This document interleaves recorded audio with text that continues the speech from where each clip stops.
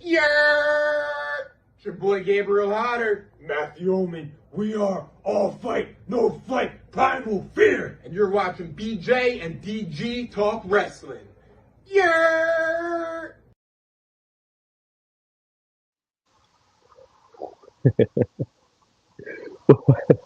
Welcome back, everybody. BJ here, DG over there. What's going on, everybody? And this is kind of a watch along for the end of Clash in Paris. And, the rest of the show will be the rest of the show. Just have one match left, and we're going to stick with that until it's over and then get on with business. Yeah, so honestly, we didn't think about syncing up or anything, but it is what it is at this point. I'm seeing an advertisement for tomorrow night's Dominic defending the Intercontinental Championship against AJ. I have Looking forward to that. Ad. I got the Eiffel Tower right now. But yes, everybody, welcome. We're here. WWE's going into our time, Does that mean we're competition? They didn't clear this with us. There will be an email being sent, strongly worded to cease and desist on all this type of stuff. It's just not cool.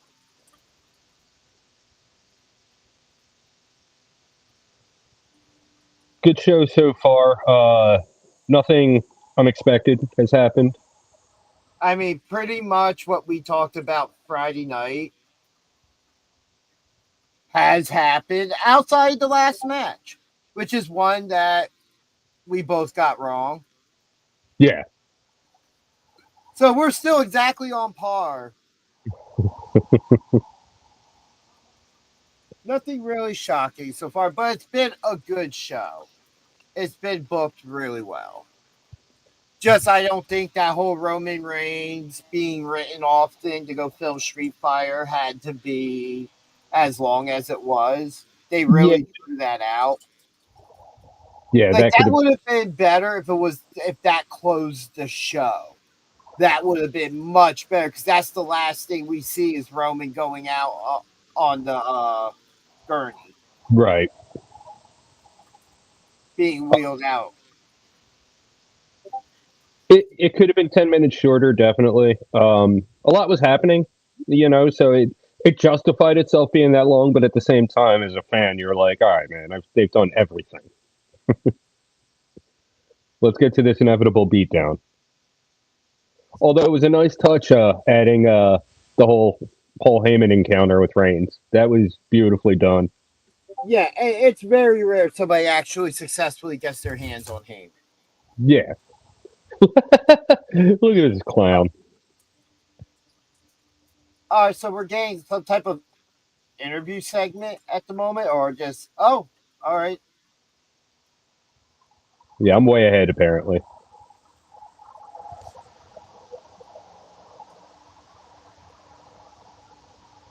So Reed and Breaker have been ejected from the building. So we'll see if they end up coming back for the main event. Yeah, well, they do. They are suspended without pay. And no Lesnar. I have a feeling we'll see him tomorrow. Yeah. Or next week.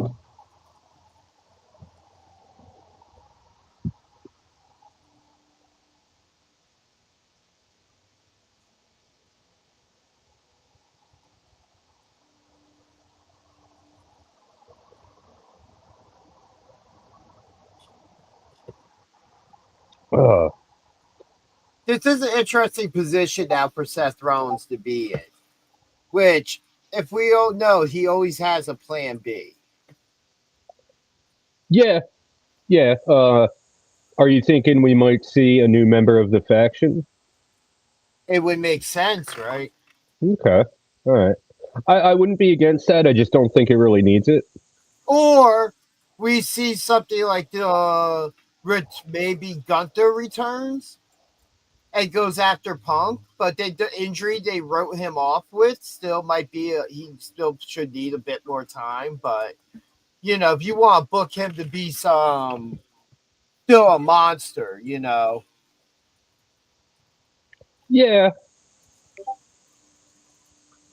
Yeah, that's a possibility, but He doesn't have to wrestle right away. He just has to return right. and cost Punk the title. Either way, 100% I think Seth is going to retain.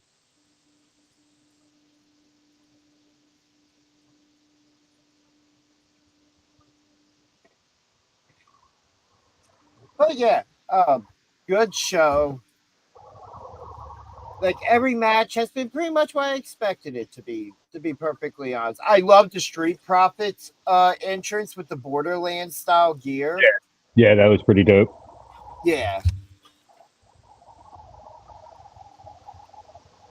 Another commercial.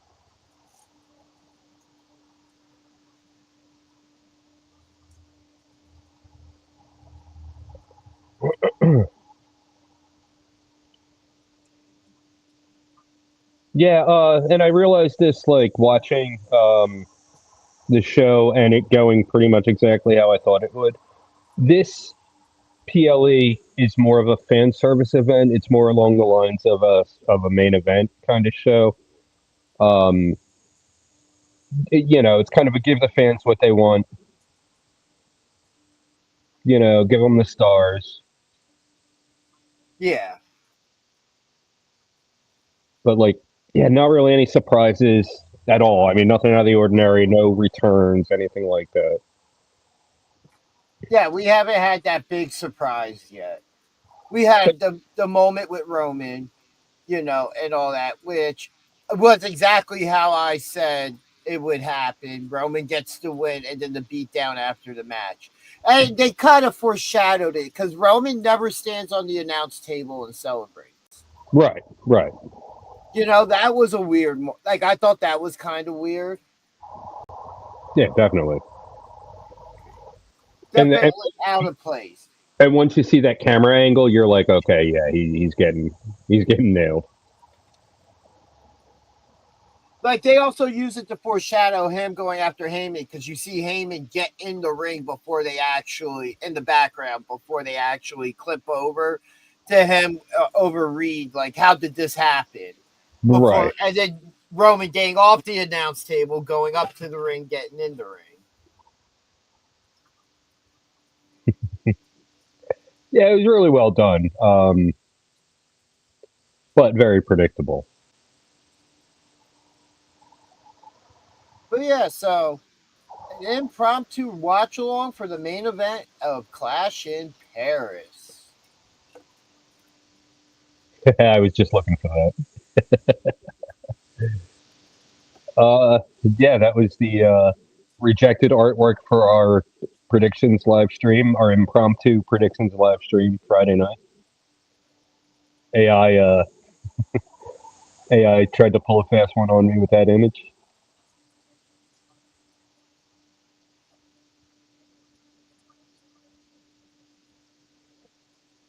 But yeah, I have a feeling that just like the rest of the show, this match is going to go pretty much how we expect.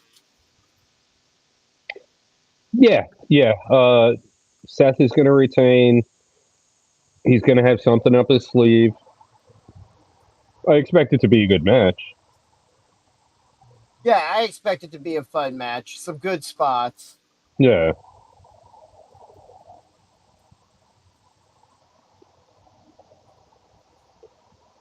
And when you look at it on paper, 3 faces against the heel champion, like, something's got to go wrong. The heel is going to retain. So I guess while we're here, one of the matches that has really stuck out to me. What did you think of the Donnybrook match? I mean, it was pretty much what I expected it to be, just an absolute slugfest, and very creative way to end the match. Sheamus taps for only the second time in his career. Yeah, that white noise through the tables. Woo! That was off the barrels. Oh yeah, off the barrels through the tables. Yes. Yeah, yeah, that was sick. All right, I'm now seeing Jay's entrance. Yep.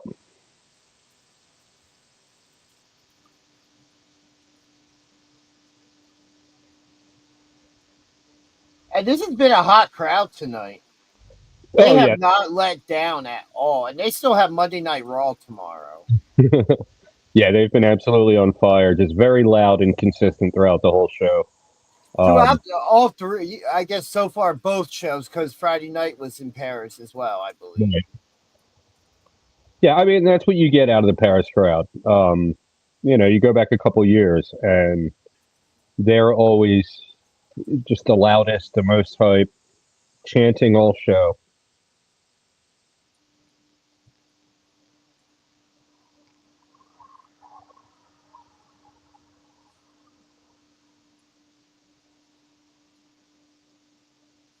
Jey Uso's entrance has become as long as an Undertaker entrance.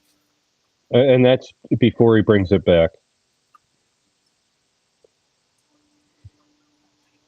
I do like how people do interrupt it now. Yeah, Because it's like having Mr. Kennedy in the ring, and he goes to say his last name for the second time, and then somebody's music hits.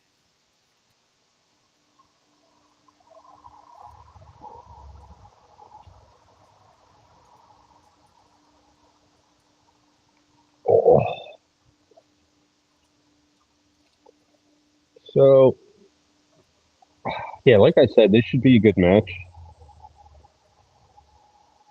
I'm just curious as to what Rollins has up his sleeve. I mean, if anything at all, this could become a situation where something happens between LA Knight and Punk, or something, because that's really been another story within this. Oh, yeah. That somehow them not being able to get out of each other's way. Right. Who knows? Something just along those lines.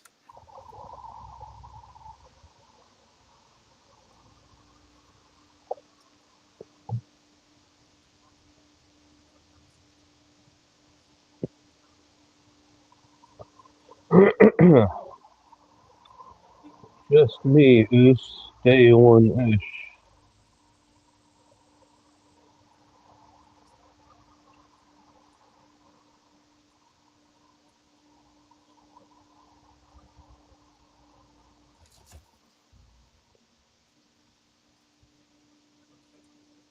And Jey Uso's entrance has finally concluded. Oh yeah, he's at the ropes. Up next, we got LA Knight. Yeah.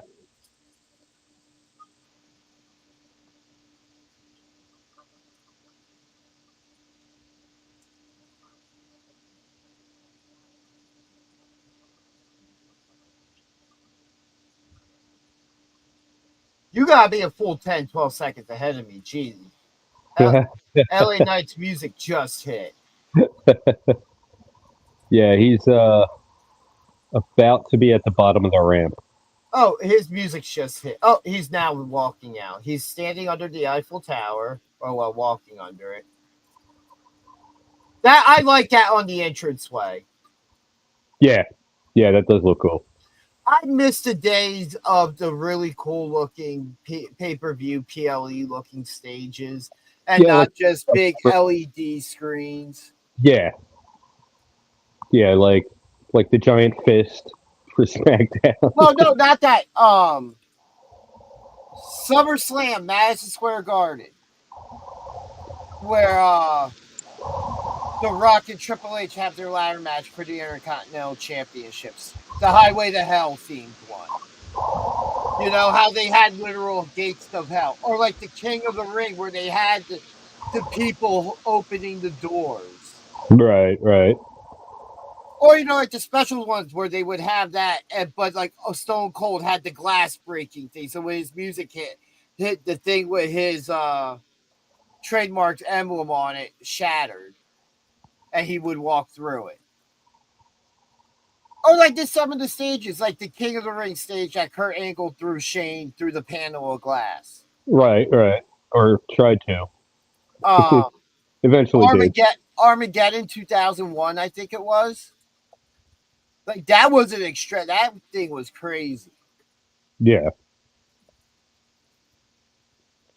Look is on. His music just started as you did that. Oh yeah, we're like way into it now. Now he's saying cult of personality right now.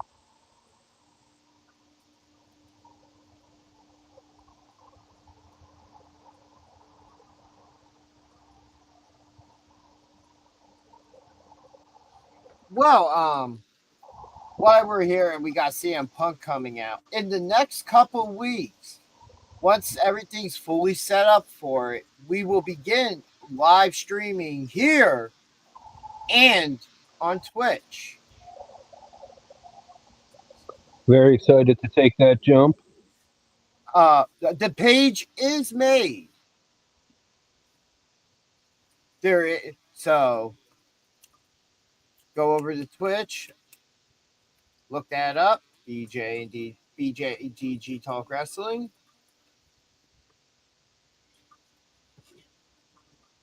And let's start getting the word out on that.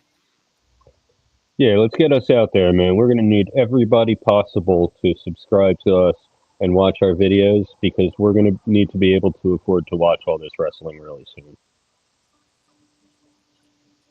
I mean, at this point, WWE's doing this, but then Stephanie McMahon's also promoting VPNs on her podcast. So, I think WWE's telling me to save some money somehow. I think so. Canadian Netflix, here I come. Oh.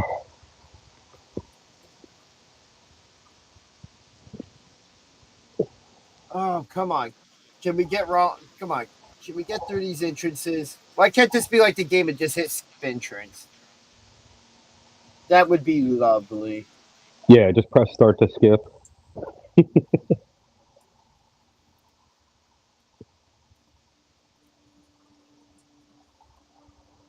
Oh, you know what I'm going to do? I'm going to look up what the handle is for our channel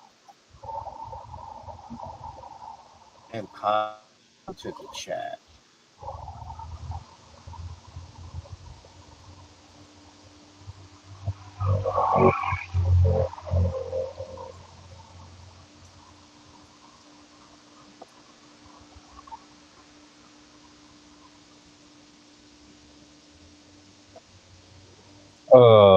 What ridiculous outfit is this guy going to be wearing? All right, well, we already saw the blue coat and the sunglasses. Otherwise, the trunks are pretty dope looking, actually. Kind of like a pink and blue kind of pattern going on. All right, he doesn't look that ridiculous today.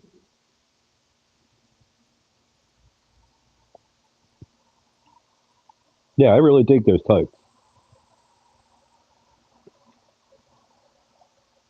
Yeah, I'm with it.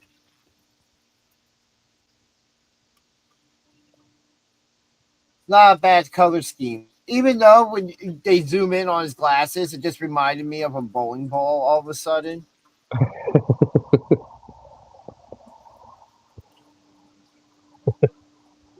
Yeah, the glasses are ridiculous, but I like the tights.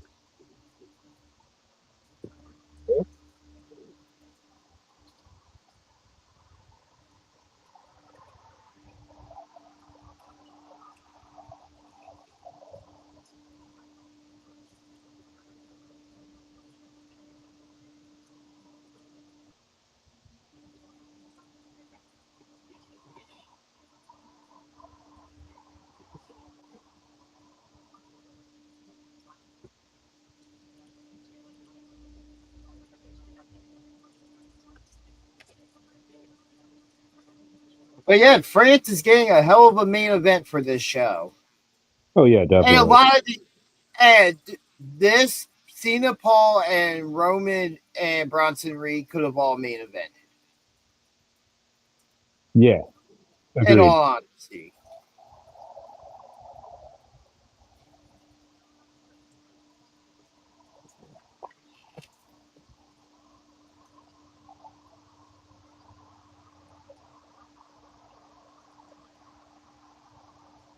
Press start to skip.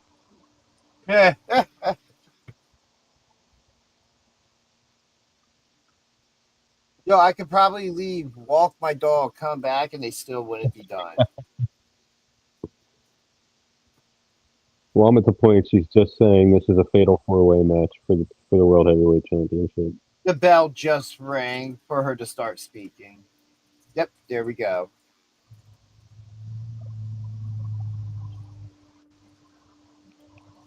Jay Philanucci.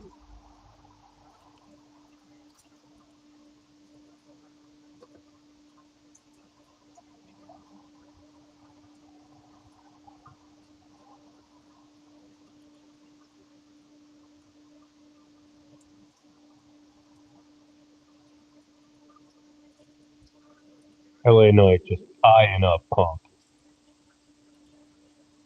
Yeah.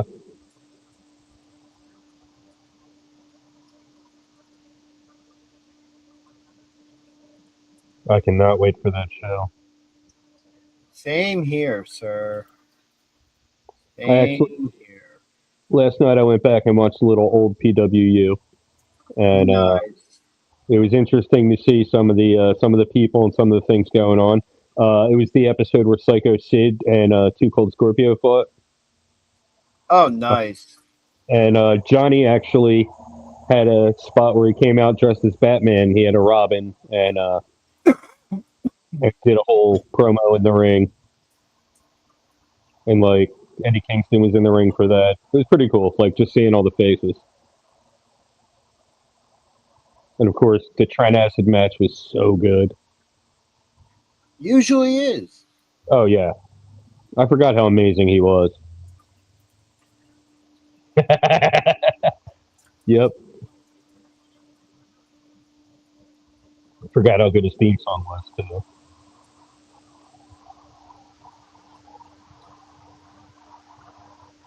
Yeah, I'm definitely until before then I'm definitely gonna brush up on that old PWU from back in the day.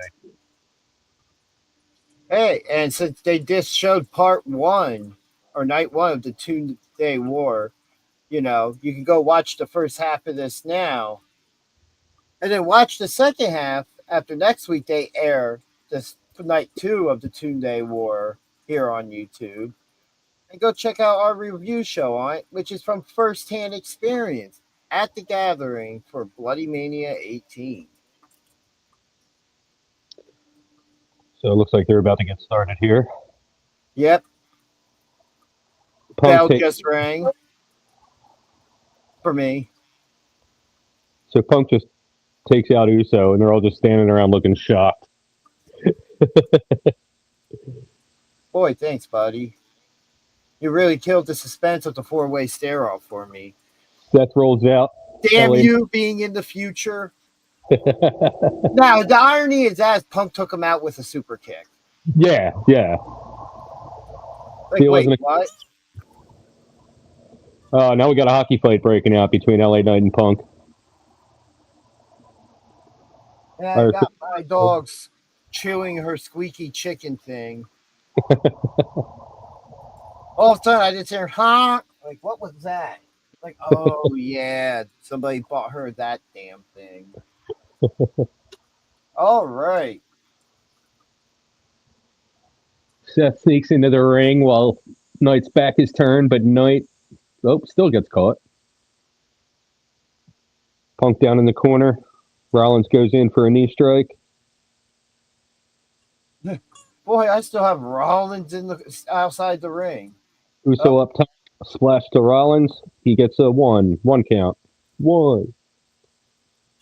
Uso with a clothesline takes Rollins over the top rope and out of the ring. Oh, he's heating up for something. Oh, but Punk intercepts and lays him out with a clothesline. And taunts him with a yeet.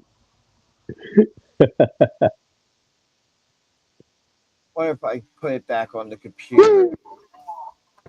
I love how CM Punk is wearing Eagles colors. That's pretty cool. I didn't realize he was a fan. I thought he'd be a Bears fan. All right, what's happening on your screen right now?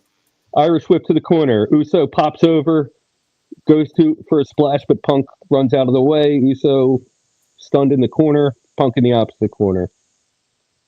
Oh, now if I go on the computer, I'm ahead of you. I got Rollins and Jay in the ring now. Yeah, Rollins just pulled out Punk, and now he's about to throw him over the barricade and slide into the ring. Yeah, so now on the computer, I'm ahead of you, but on my TV, I'm 12 seconds behind you. Oh, Seth Rollins mocking Punk with the go to sleep taunt. Oh. I gotta say, the camera work is great. You don't even see, like, the other guy sneaking up from behind. Unless they want you to. Right. Now the face is just beating up on Rollins.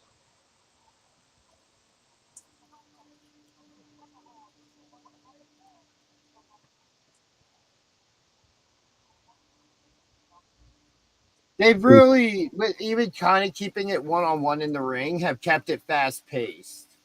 Yeah. Uso and Knight in the ring. Uso goes to roll up Knight for a 1. Oh, big Samoan drop from Uso. Oh! Ooh. Knight down in the corner. Oh, I love this whole Seth Rollins mocking everybody in the match. Yeah. Well, Punk did it too. Oh!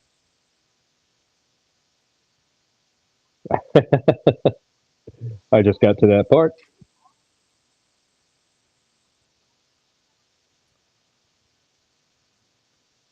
Oh, yeah. Fix this here.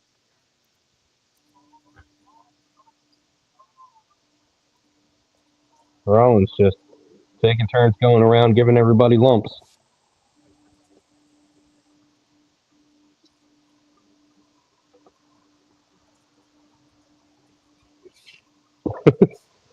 This is how you play Fatal. Standoff.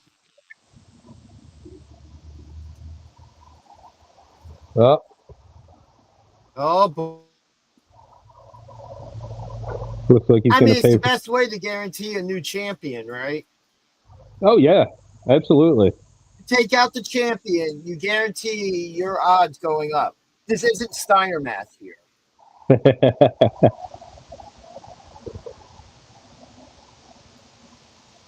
But yeah, impromptu watch along.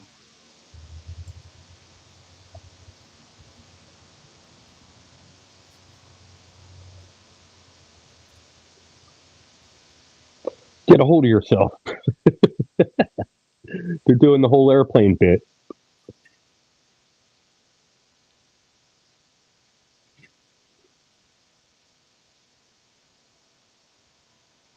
Oh.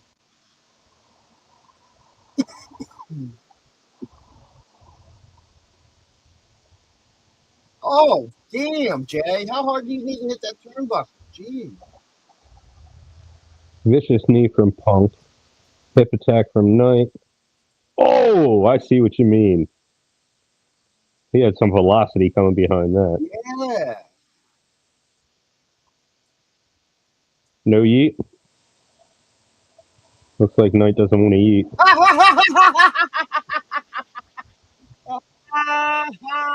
love it. I love it. Ah, nice. I love it. Well, AEW is in Philly. But speaking of, real quick, even though this is a WWE main event here, congratulations to Taz for going into the 2300 Arena Hall of Fame. Yeah, man, that's awesome. Big number 13 is going to be raced to the rafters. Best number ever. Vicious super kick from Jay onto CM Punk. Yeah, well, I'm just starting the minute. You mean? Did you mean the LA Knight? No, it's a Punk. Oh, I must have not been looking at the screen for a moment there. You just had LA Knight clothesline There was the super kick tonight. Yeah, I'm a little behind now. No, no, no. I saw Punk down on my screen. I was like, oh, did I look away and miss it? Because if I'm ahead of you, it already happened for me. Then when you say something, I look up, Punk's already down. Right. Yeah, Uso and Rollins fight halfway to Marseille. Yeah. Looks like Knight is creeping up behind Rollins.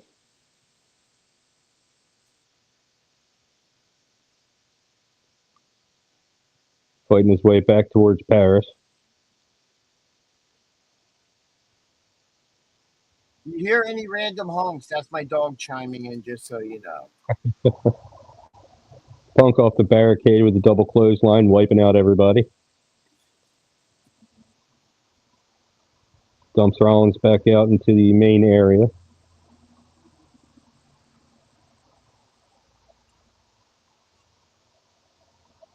But this has been a really good PLE. It's a good way, I guess, for them to end this run on Peacock with the top main roster PLEs. Yeah. How unfortunate that is for us fans. That Really? running in the corner always looks good. Pupper math? Punk signals for go to sleep. He's got him up. It's not going to happen. Rollins avoids it. Kick to the gut from Uso. Uppercut. Punk reverses a kick. Step up in Zaguri. Hip attack to the corner to Rollins. Hip attack to the corner to Punk. LA Knight steps up. Avoids a move. Gets Jay up for a... forget what you call that. Oh! And gets his head taken off by Shining Wizard from Punk. Looks like a pedigree. Yet Rollins pedigrees Punk. We're going to get a 1, 2... very close to a 3 count there after the pedigree from Rollins. Yeah. Everybody. It's crazy how fast paced this match has still been, of how far into it we are now. And now we're starting to start seeing them dig into the bag of tricks now. What's it going to take? Because, especially anybody who plays the wrestling game, you have a general idea of you have to set yourself up for to go for a pinfall or submission in a fatal 4-way and the timing of it. And Seth just used a second signature. Or nope, that's not a signature. Okay. We get a 1, a 2 count after the buckle bomb from Rollins on tonight.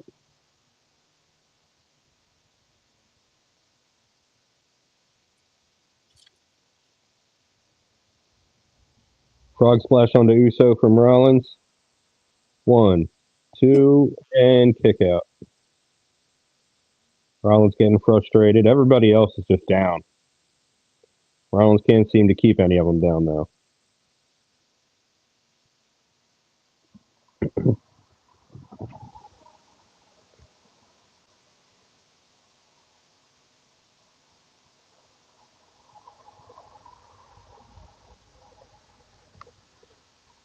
Oh, I want another beverage, but I don't want to miss anything.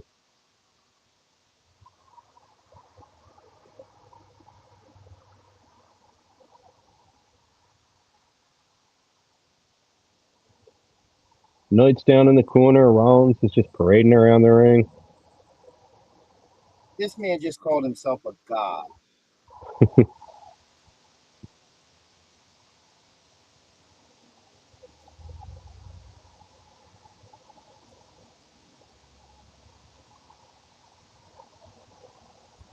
Stomps in the corner from Rollins on tonight. Yeah, we can see these guys are kind of starting to tire now. They're getting more time alone in the ring. The moves are more spread out.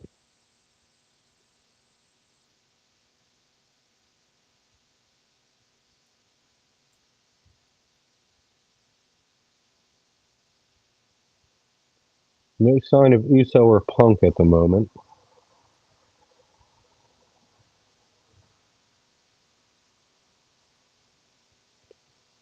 Oh, Knight counters a kick. Gets up. Taking the advantage. Hammering away at Rollins with some rights. Rollins reverses the Irish whip. Whoa. Knight ducks a couple. Running forearm. Russian leg sweep. Uso's up. Goes to attack. Knight counters. Reverse. Forget what you call that. Yeah, nobody's really had the true advantage in this match so far. It's been pretty spread out between all four guys. It definitely has, yeah. Oh, spike DDT. Kip up. Oh, that wasn't quite a kip up.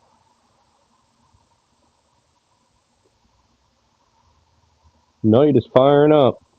He's on the second rope going for something. Jumps up to the top rope. Elbow drop on Rollins. Very well executed.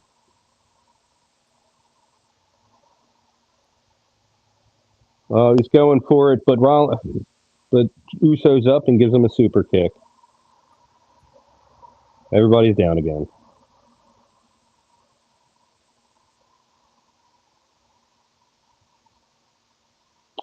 I wish WWE would consult us if they're going to cut into our runtime, because seriously, we have a whole show to get to. At least offer us to run their post show.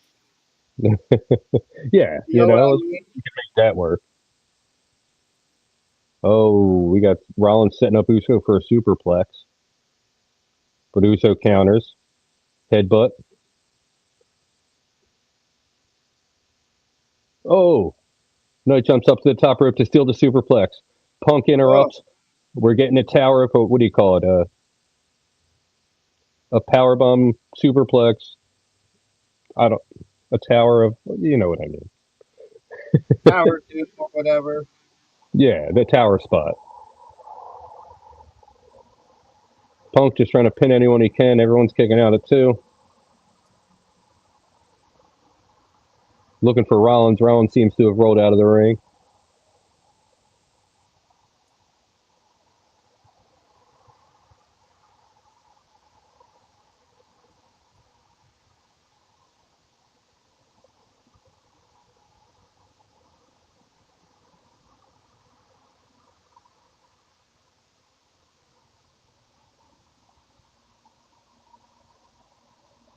What is he doing? Oh, is that he? Oh my God! He's going to Russian leg sweep from the apron through a table, or at least that's what he was going for.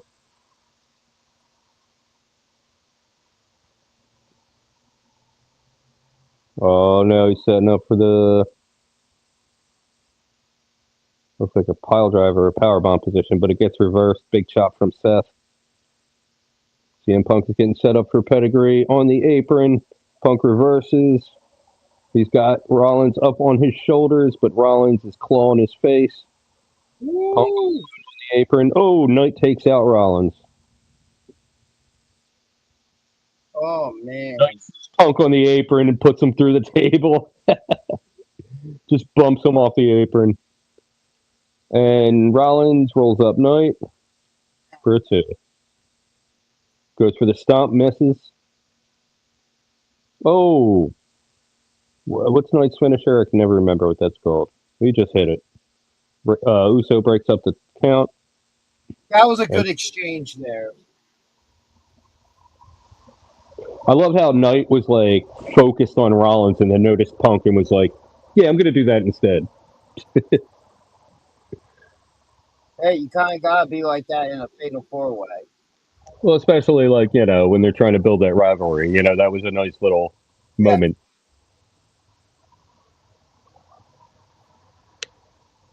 All right.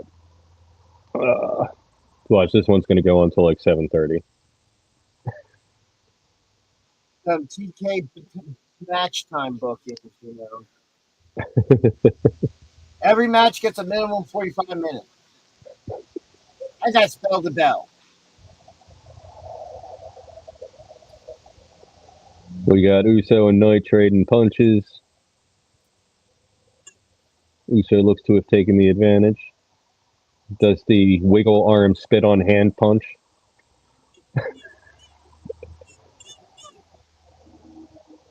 Knight throws him outside. Baseball slide. Takes him out. What is Knight's finisher? That like PFT. He hit it on Seth. I know. I just couldn't remember what it was called.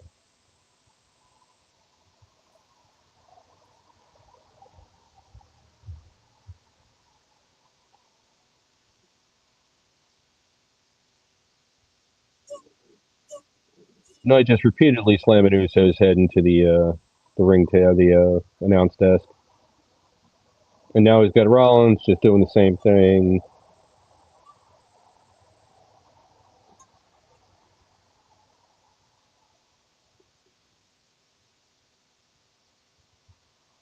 Well, going to clear off the table.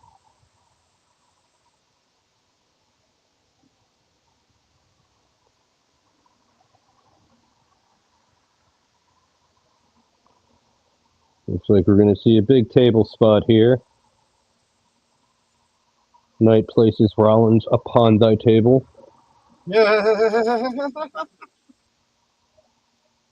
Oh, he's going up to the top rope. Maybe not. Yep, going up to the top rope. Second rope. Oh, fuck. Excuse my language. Well, we have no referee. We are no holds barred. My bad. We just went PG-13. Oh, big miss on the elbow drop from the second rope off the turnbuckle to the announce table. Big whiff. Knight puts himself through the table and probably out of this match.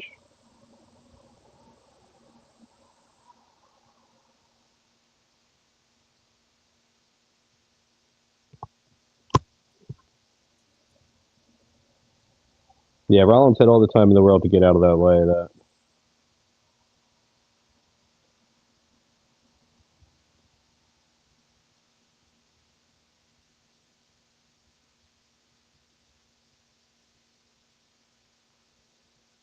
It's sad to say, but in this situation, like, I just want this match to be over. It's been great, but, like, let's wrap it up, guys.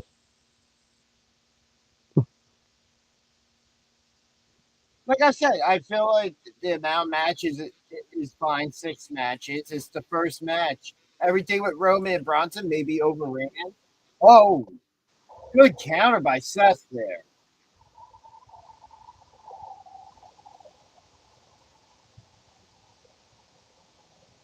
Oh, the pedigree counter, yeah. A friend of mine did that to me once. We were on the beach. That really hurt. I went for the spear. He countered with a pedigree.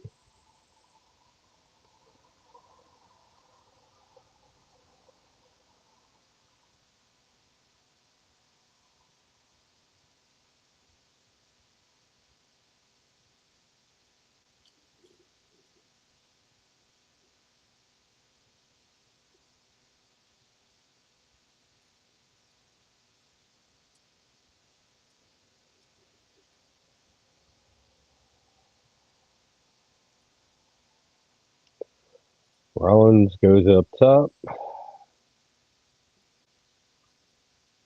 Looks like he's going for, what does he call that? Corkscrew. Well, he missed it anyway. Super kick from Uso. Another one. Spear. Uso going up top.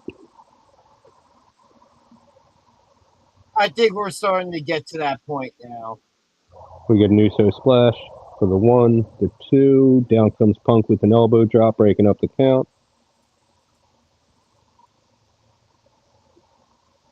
It's been a very competitive match. It definitely has, but just a draining. I just still think that we're probably still waiting for the hijinks to happen. Yeah, something's going to pop me. Oh, go to sleep. Oh. 1, 2. Seth breaks it up with a stomp. Hops over. He's pinning both Okay, no, he's only pinning Punk. 1, 2, kick out.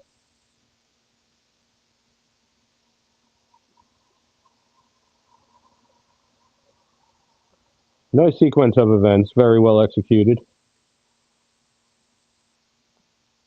It's the point in the match where everybody's just spamming finishers.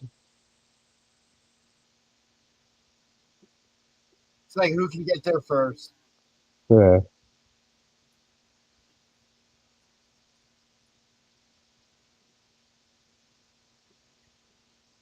Rollins talking down to Punk. Is Punk the equivalent of what Seth Rollins is to Roman Reigns? Just that always that distraction, no matter what.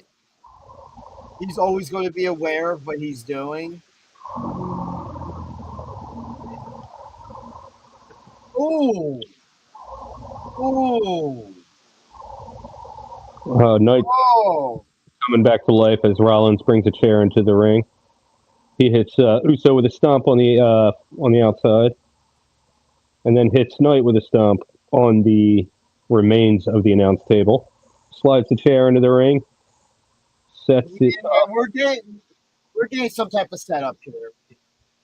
Slides CM Punk's head in between the gap in the chair. Looks like he's going for the stomp on a chair. He does not hit it. Punk gets out of the way. Rollins hurts his leg. You know, that leg. Punk gets him up for the go to sleep, nails it. But Rollins falls right on top of him in position for another go to sleep. Yeah. Rollins looks lifeless right now. Oh, no! Say it. And there it is. So there it is, something we have speculated on.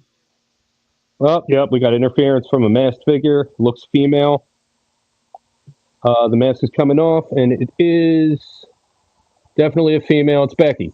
It's freaking Becky. Wonderful. Oh! Great. Way to ruin Seth Rollins' amazing group. Stomp on the chair. That'll do it.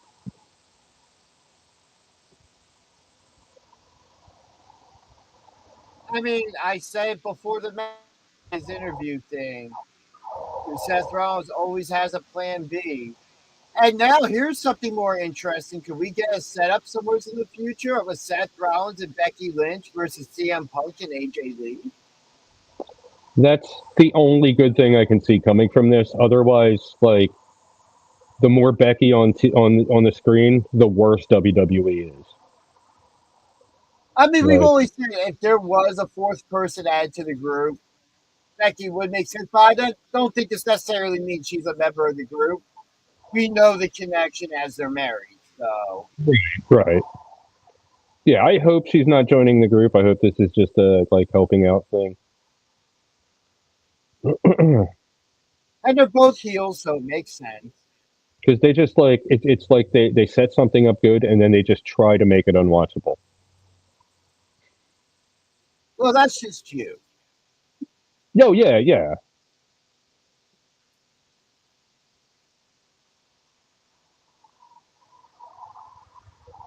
Yeah, I mean, they had Cena set up wonderfully, and then they just all of a sudden turned him face again. Well, that's because there was going to be no payoff to everything set up from the heel turn. Like, the fans were cheering him anyway because there was nothing outside of him turning heel and joining The Rock, which was the whole point of it. Nothing ever came of that. I don't blame them for turning it back. Yeah, they didn't really give it a chance. It was what? Better off at this. He was heel.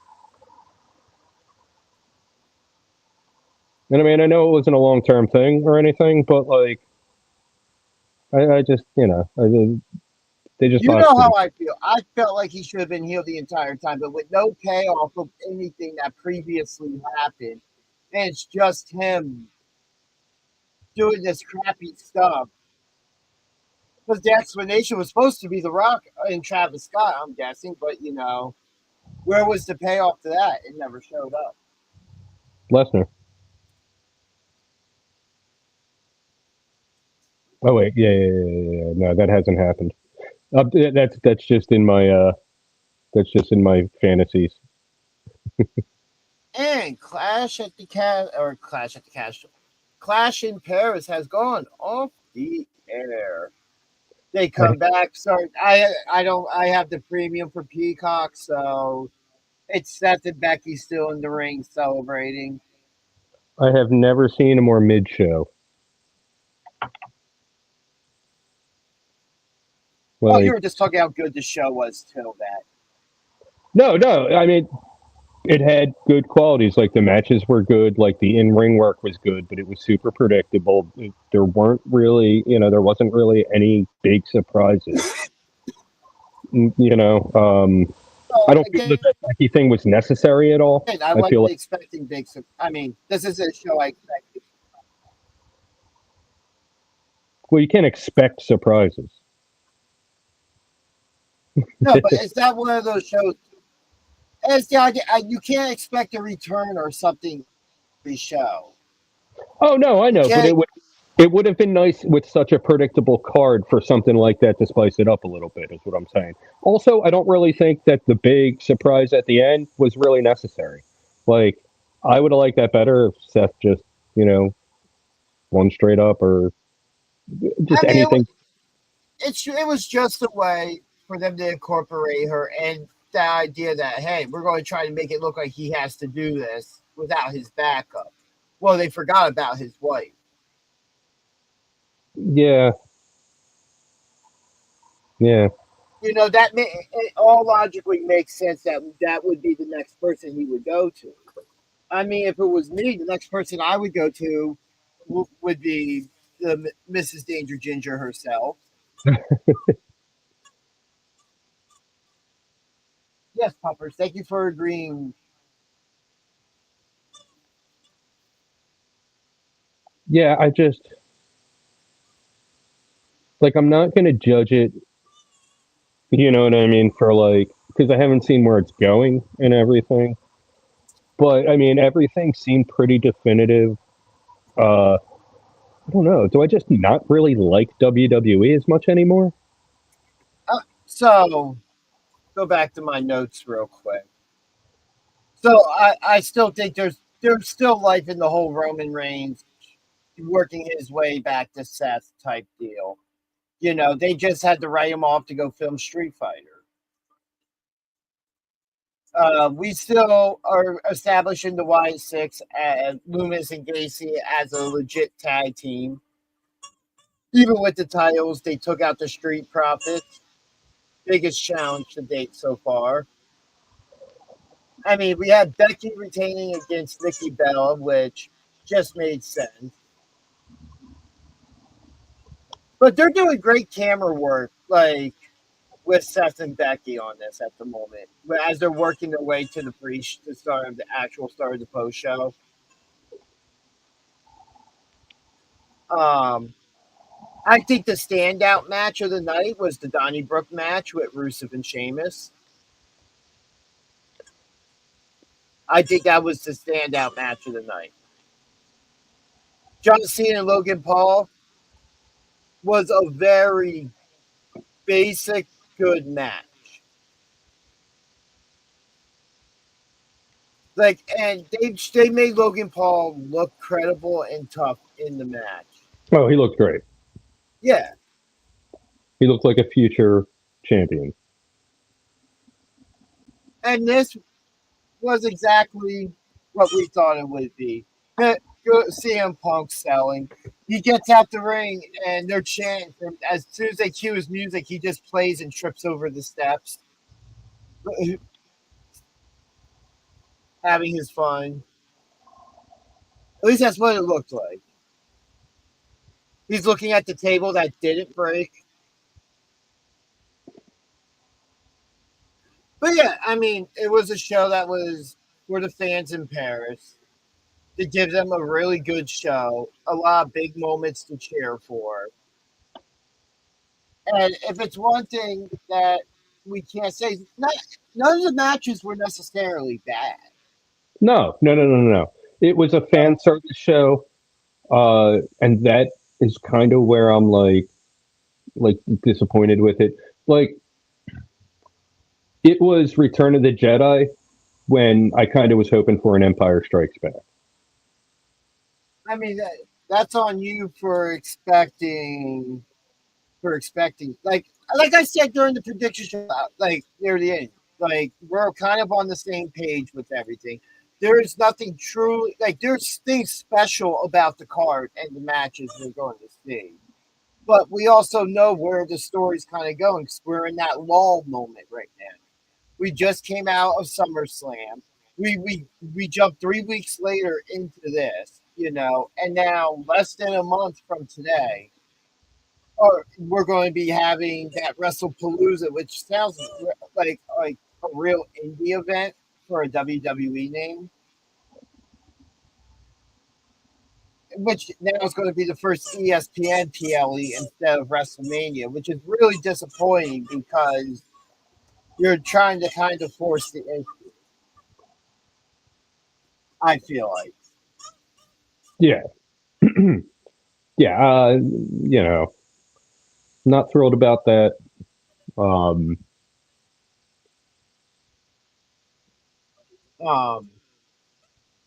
But yeah, the Roman being written off, we kind of saw coming, and this was a good stage for him to go out on temporarily because it is a big platform to be on one of these international shows.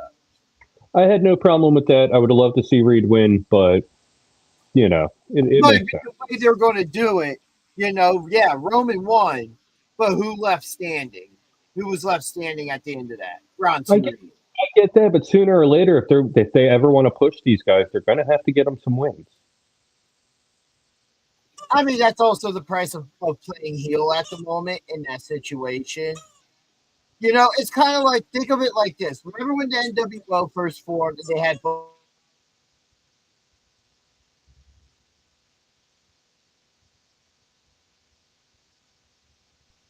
Oh, okay. Yeah, he froze up for a minute there.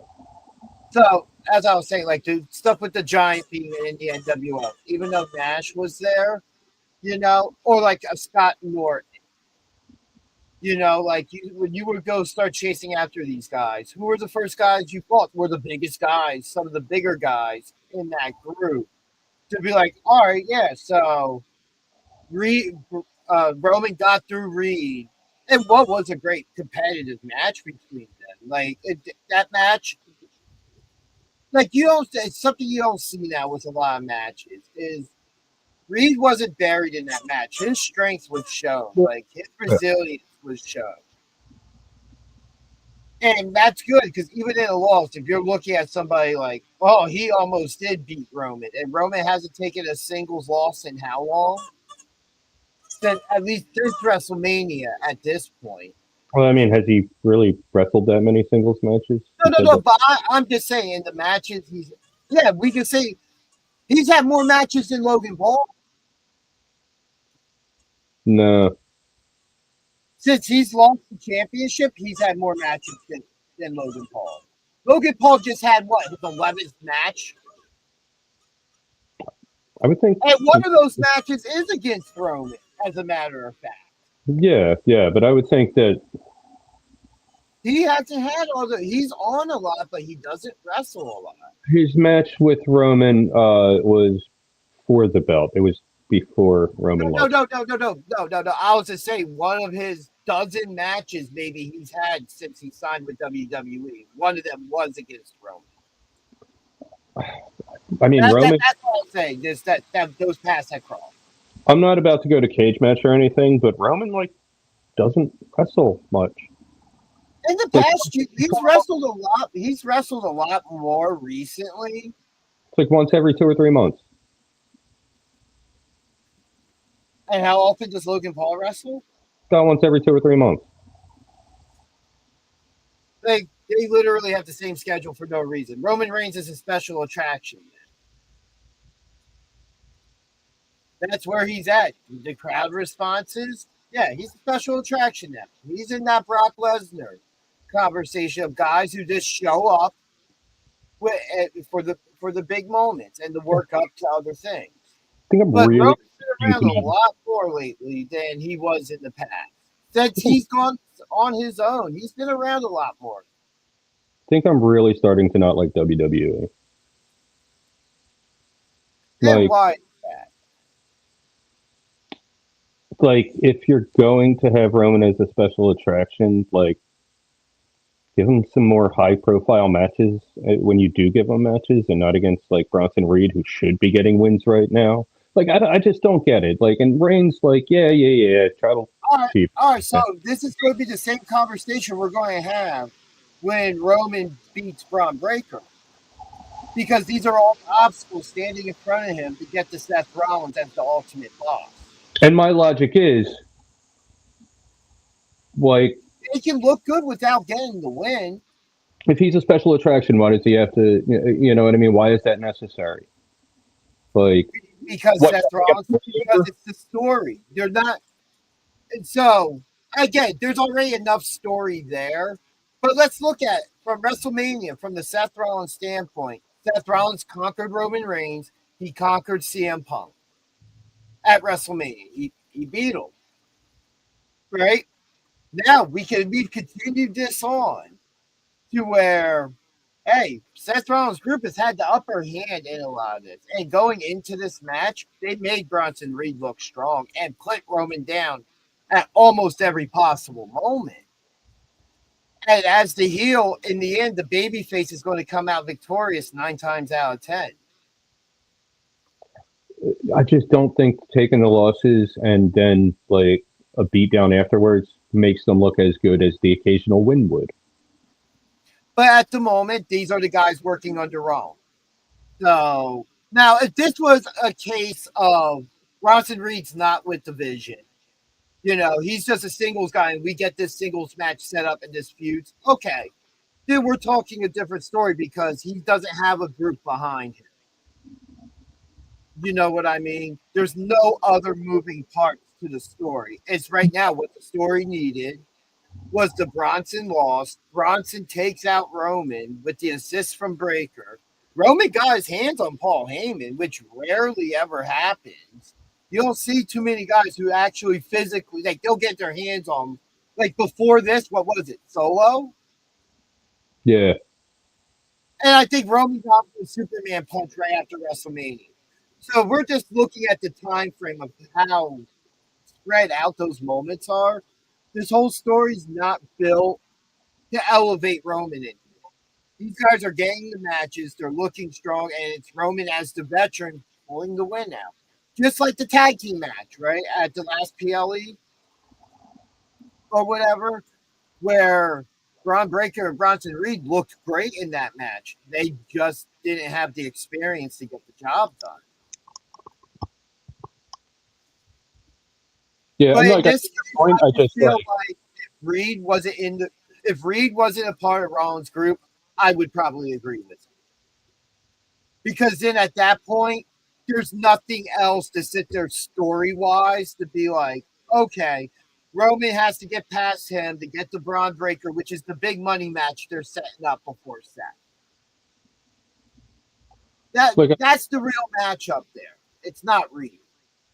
I see your point, but I don't think like any of it's necessary. Like, you know what I mean? I think it's just like being way too elaborate for something they could just be like, okay, we're doing this today, and everyone would be happy with All it. right, let's look at the same thing. AEW plays the same ideas. They've done kind of the same story with people having to work up to get the Moxley. We kind of have had these same things. They happened with the Bloodline. It happens with every stable. Chris Jericho and the Inner Circle, right? In AEW. How many times did he make guys run through different members of that group or the Jericho Appreciation Society before he would even consider facing them? Like, I get that, but has it even like been stated that that's what's happening right now with the Vision? I just feel like it's the case of the storytelling that Roman's going to have to fight his way through everybody So to at this get point, this. legit. Like, sometimes it's not one of those things that has to be made clear cut, but they've alluded to it without saying it. Like every time Roman showed up, he's gone after Seth, and what's happened? Braun Breaker and Bronson Reed are standing in his way. I guess my problem with it is like it's just the same thing over and over again.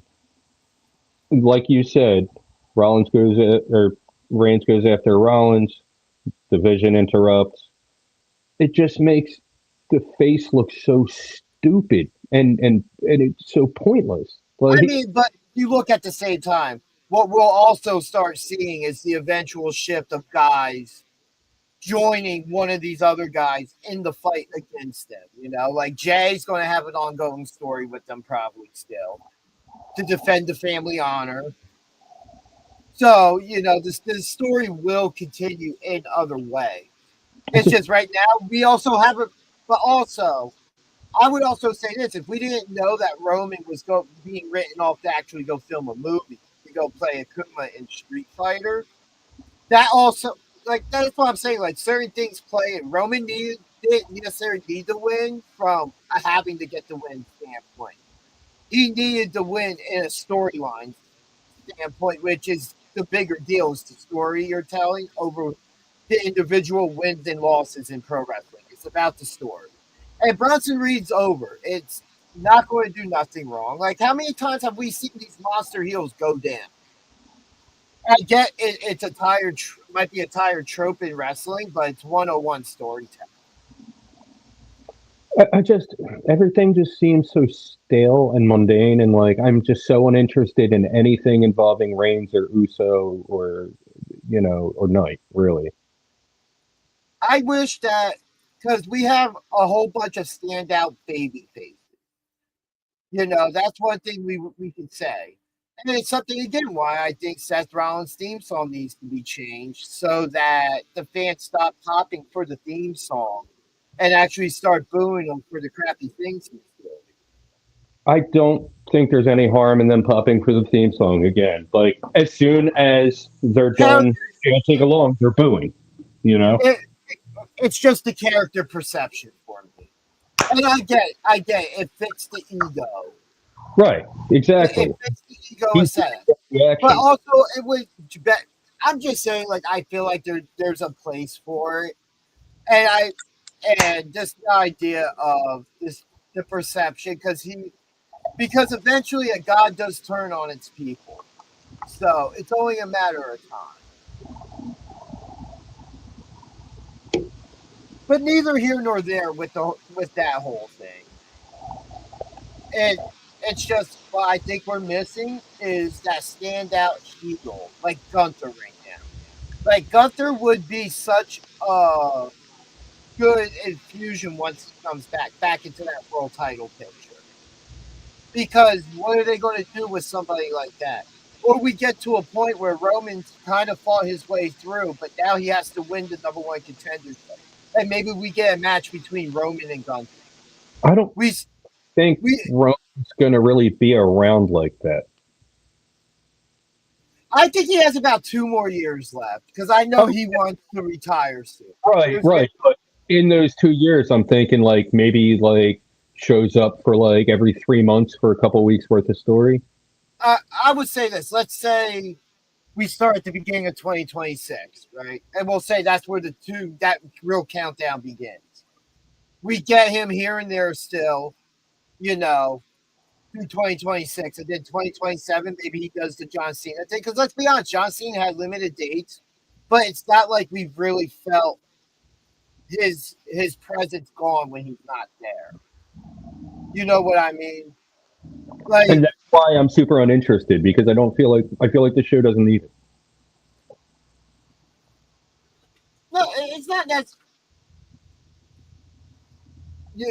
They'll always lean on their stars, and right now WWE needs to, for the prices that they're charging for stuff, they need to lean into every star they have. Everybody that can be a star should be getting rockets to them to make fans interested in wanting to spend $30 a month just for the WWE on the ESPN. Like something has to be done here. Yeah. As unhappy as I am right now with WWE, I can't see my happiness increasing when I'm paying even more to watch it.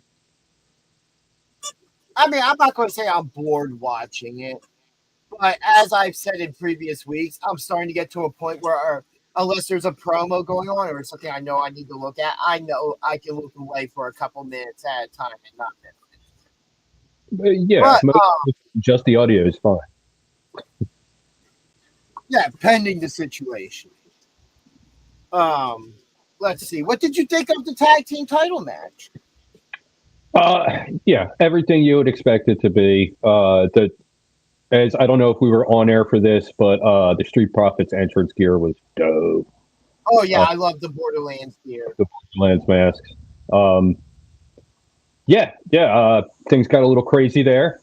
But yeah, Wyatt's win. My dog is bugging me to take her out, so unfortunately, you're going to have to carry this for a moment. Yeah. My bad to everybody. I will be right back. Well, yeah, and I'm not saying I didn't enjoy the event. Like, it was a very good PLE. I just definitely expected some different results, and I definitely expected the vibe to be different. It just felt like it wasn't for me. Like, they weren't producing it for an audience consisting of people like me. It felt like fan service, and I get that. I understand, why they have to do that. But it's starting to, like, it had the feel of a main event, and that's not what I want out of a PLE, and that's not what I'm going to want out of a PLE when I'm paying even more money to watch them. Not saying it was a bad show. There was some really good action. We had, the matches were all very good quality. I just wasn't feeling it. I wasn't into a lot of the storylines, although, some of the promo work back and forth has been great. With Cena and Paul, and and all the stuff going on with the everybody involved in the Fatal 4-Way. I don't know. Maybe it's just me. It was a good show. It just wasn't what I expected. I didn't realize it was going to be a fan service kind of thing. I enjoyed the action. Just, I want better. I want more. And if I'm paying more for it, I better not get shows like that.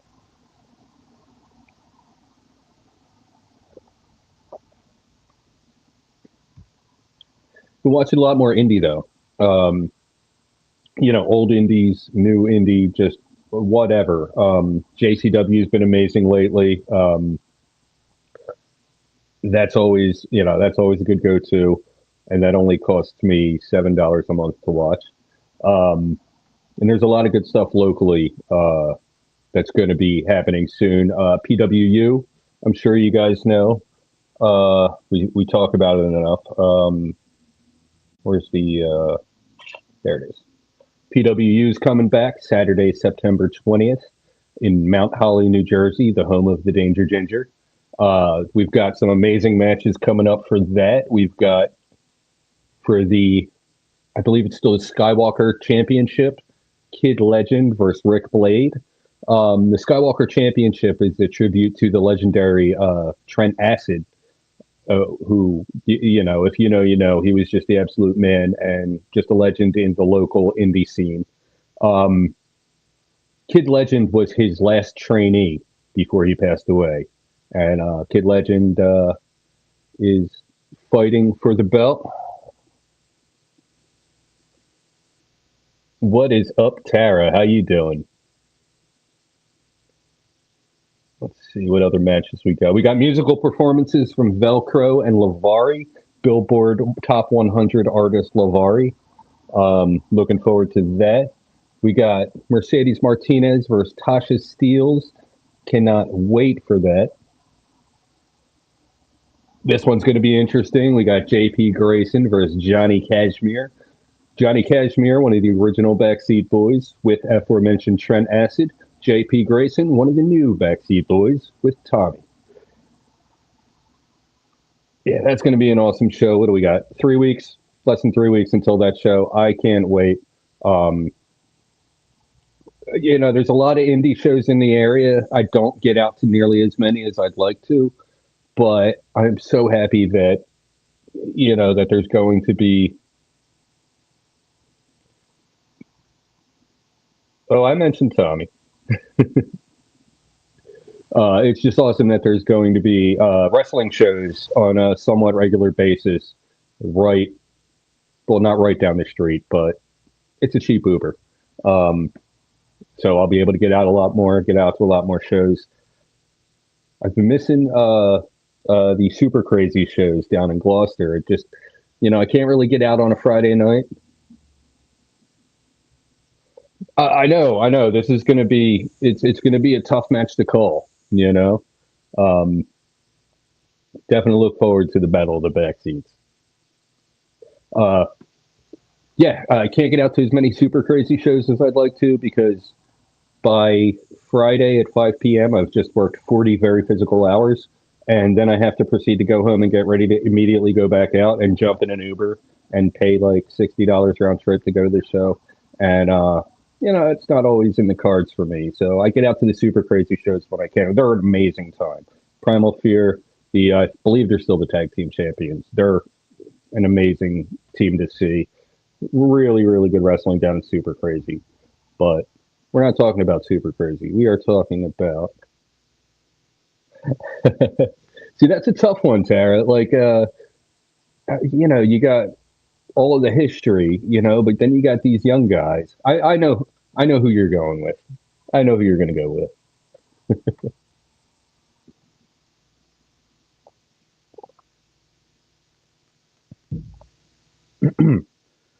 I hope he's all right out there.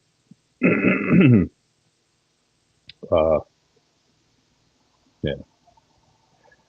Anyway, yeah. So PWU is coming back, and it's less than 3 weeks away. Super excited for that.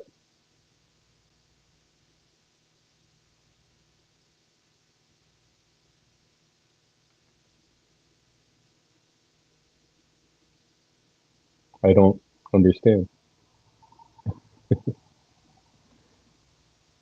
Um,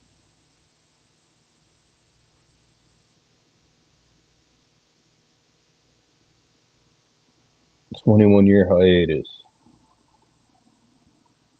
Who had a 21-year hiatus?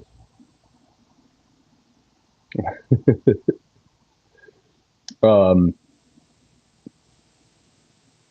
I know what Rick Blade. He was out of the ring for 20 years, right?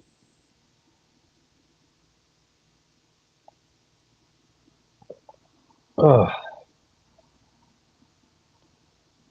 yeah. Come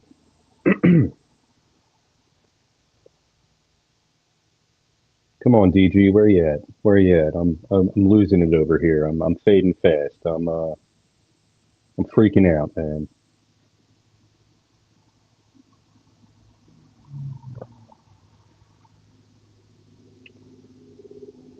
Oh,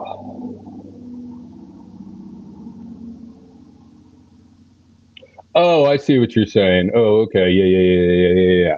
So exactly 21 years from the first show. Right. I actually, I don't know if you were on. I had mentioned, I was watching some old PWU on YouTube, and some really fun stuff. Like I forgot how amazing those matches were, and those guys really just those matches are insane. A lot of interesting names too. Watching those shows, I see DG looks like he is returning, but he's probably going to leave me hanging here. And oh no, here we go. Oh, hey, what is going on? I am back. I was just plugging PWU, the upcoming show. You mean you were unplugged PWU? I see what you did there.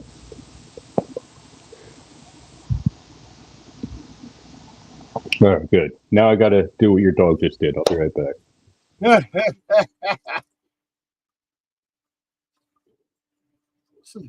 Let's see, what's been going on? Yes, Terry, you are the original super fan, I'm guessing.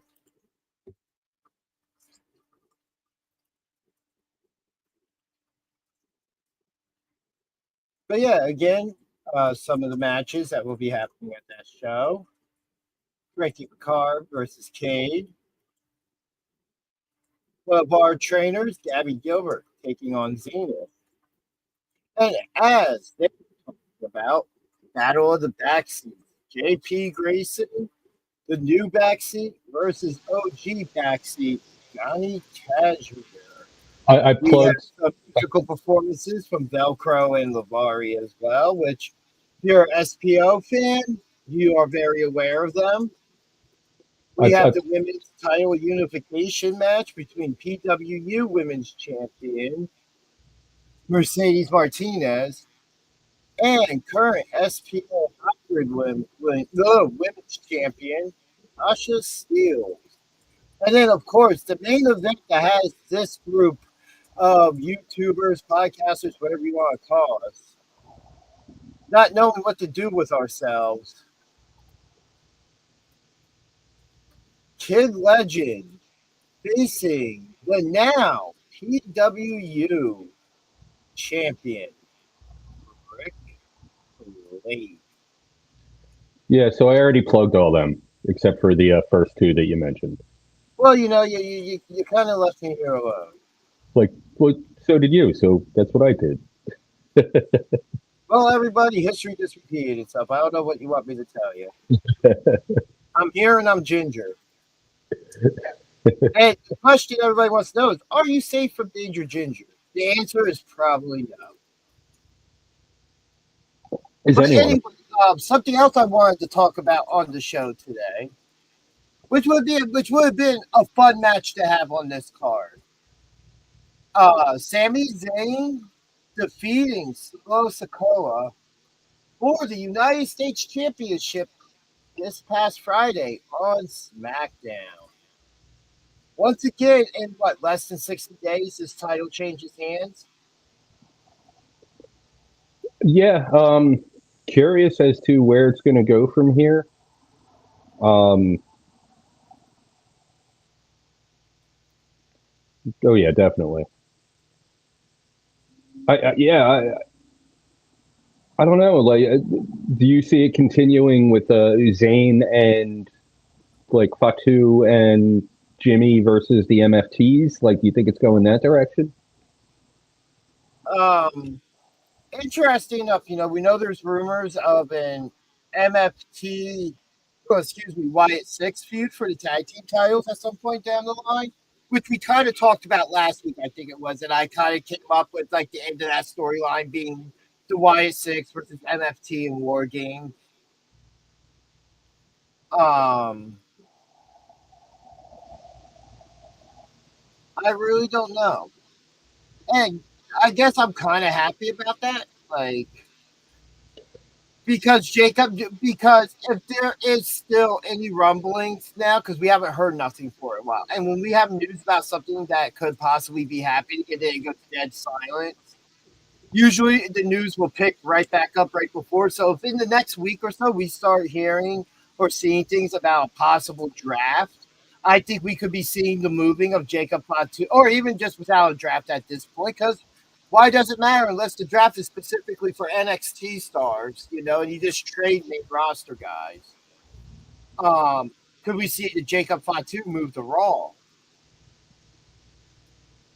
Yeah, I mean, there's definitely some fresh matchups for him there. And you already have a storyline kind of built in there at some point, because if you look right now, and I'm just saying because we were just talking about the whole Roman and Jay thing, right? Jacob Fatu would be a good third piece to counter Braun Breaker and Bronson Reed, because he's somebody who we would love to see have matches with both those guys. Ideally, I would to see them keep him away from all of that, because I would as well. Because him and Breaker, that's going to be a lifelong rivalry going forward. I don't want to see that start yet. I want to see them build themselves up and get to that point, and then start that rivalry. Is a bit on the older side as well, so that doesn't help neither. If you want, I mean, even if we only get the matchup a couple times, right?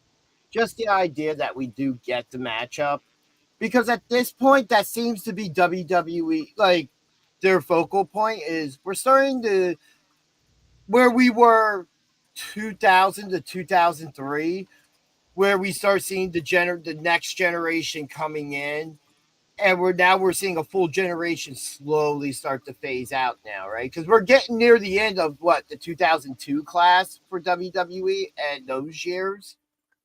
John Cena is going to be gone at the end of the year. Orton won't be around much longer. And then next would be the Rollins and the Reigns and all those guys. Well, that's a big gap there.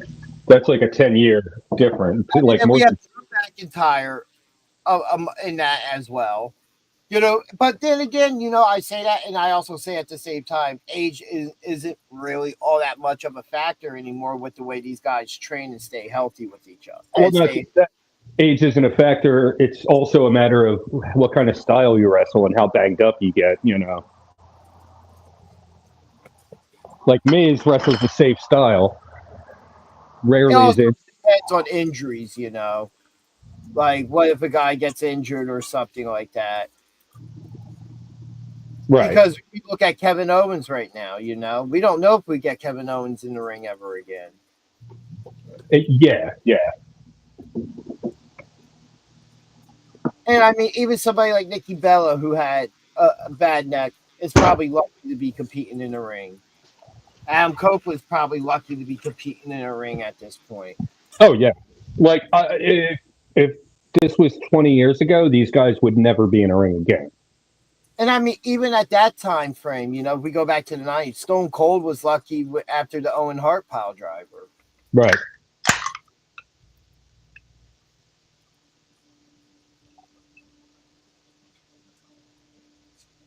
But I think we could be seeing the wrap up of that for the shift over. Maybe we get some closure without the U.S. title at stake now between Solo and Jacob. Like we get that full closure finally, because it seems like Sami Zayn kind of stepped in and stole that momentum from Jacob. Because that should have been Jacob's moment, getting that title back from him. In my opinion, I have no issue with Sami having gold or being the champion. He's over. He's earned it. Yeah, agreed. I'm not the biggest fan, but he fits the role. He has story, with everyone. Like it makes sense. Fracas in France. Yeah, I'm fine with it. I just don't want it to be another transitional thing. Yeah. And that's where I feel like the U.S. title's kind of been being thrown around for story-wise. And it hasn't done anything it didn't do anything for Jacob Fatu besides having it, because he did, as we said at the beginning of the year. And that's why I didn't want this. I understood why they did it, but then they cut his reign super short to put it on Solo. It didn't do anything. Which again makes me feel like, I don't want to speculate about the stuff with his dad and Knox Pro Wrestling and all that, but the immediate dropping of a title, I'm just saying it kind of, in fans' eyes, could put a different view on it. But then again, it could make them back Solo even more like he had nothing to do with it. Like we could see how that goes in the future. I honestly don't think it had anything to do with it. I hope not. We talked about this on Friday night. I really hope not. I hope that's not the case. And it is just a shift in gears for whatever reason. Storyline wise, it makes perfect sense. Like you could have Sami come over and continually fight for it, or you could just give it to him right away and continue the story. You know what I mean? Like, I feel like it fits in storyline wise. I feel like this was planned long before the whole thing happened. I feel like it was planned once the move happened, because, before that, we had him wanting to be a world champion. Now, since you cost me my title shot, now I'm just going to take your title from you. That's a lower title, which is fine. Whatever. You're chasing gold. you accomplish your goal and get gold. Like that's fine and all, but now it's like, all right, well, you still want to be a top champion, right? Are you going to consider trying to chase down Cody now? Because that's the ultimate goal. It's either to be world champion or WWE champion. You want to be the top champion of your brand. Well, not everyone. I mean, seems like he was pretty content with winning the U.S. title. I miss the days of like in WCW when the United States champion was the automatic number one contender and could call their title shot at any time. And not like a Money in the Bank cash in, but just like, hey, I'm the U.S. champion. I'm the next champion under you, which means I'm the best of those guys. I just deserve a title shot, not the necessary actual number one contender. Just like you look at the champions, just like the mid-card women's champions. If they kind of wanted to challenge the top champion for a match, they kind of have the right to do it, in my eyes. I don't know. I kind of more prefer the way things are now as far as... No, I mean, you keep it separate, but just those times where you're building somebody up, right? And say you want to plant the seeds for 7 months down the road of another match happening, oh, hey, I'm the United States champion. You know what, Cody? I'm challenging you for your championship. Mine is, and that U.S. champion takes the pinfall or the loss. But in what could be a really great match, you're allowing him to demonstrate what he could do in that main event scene. Then you get into those messy situations that never end well. Where it's the U.S. champion wins, we have a double champion. Well, that's why in the situation you're not allowing that. That's what I'm talking. If I'm talking like 25, 30 years ago, that mid-card champion comes out, challenges the champion. He loses, but he looks good, and it's like, oh, okay, he can actually hang in the main event scene. He just hung with our top champion. So, next thing you know, a couple more title defenses, he starts having matches with other guys in the lower main event scene. Maybe one of them pull that title off of him, and now you can start actually slowly getting that rocket on him to get him back to the champion. Yeah. It's booking perspective where it's not necessarily a win streak. It's him looking good and earning the opportunity. And we're definitely seeing it break away from that nowadays. Like, it's definitely not quite like that anymore. No. It's a different time where it's more storytelling now than it is the action in the ring. Which is why with these PLEs, these matches get so much time now, because it's like everybody wants to tell this elaborate story. Sometimes I feel like WWE doesn't do enough, and there's times where they do just too much. Where AEW, on the other hand, I'm like, I love the story you're telling in the ring. I just don't need it to be a 55-minute match with 12 minutes of false finishes at the end. Yeah. If I want that, I'll watch New Japan. But just that general idea there. Well, yeah, I didn't watch Collision this week. I got home from work last night, Looks like from some stuff this week, we have Ricky Saints pursuing the NXT championship now, which I'm looking forward to. Oh, yeah. I would consider him a credible person if he were to beat Obafemi, that he could do it, because I think he has the ring IQ to do it. And if it's anything I've seen from Obafemi, even when he has lost a match, the couple he has lost, he still looks good in losing. Yeah, yeah. And he's somebody I want to see on the main roster. I would love to see him and a Gunther going at it. I think they could have such a great feud. The Ring General versus the Ruler. Yeah. No. That has just that headline there on a marquee's like, I might want to see that. And you don't have to know who either guy is. You're just going by the nickname. Yeah, it should be an interesting feud with Oba and Saints. I mean, like you said, Saints has the ring IQ, but Oba's just dominant. I'm looking forward to AJ Styles and Dominic Mysterio this week tomorrow for the Intercontinental Championship. Let's see. Dynamite from the starting their 2300 arena residency started off with Big Bang. We're going to get at All Out Adam Copeland and Christian versus FTR. Yeah, it should be a great match. Even though I won't be able to watch it live, I do plan on watching it. I thought Moxley and Garcia had an excellent match on Dynamite this week. Was a really good match, yeah. And I think there's going to be more story there. I think that we're going to see some changes in the Death Riders soon. Mox lost the title.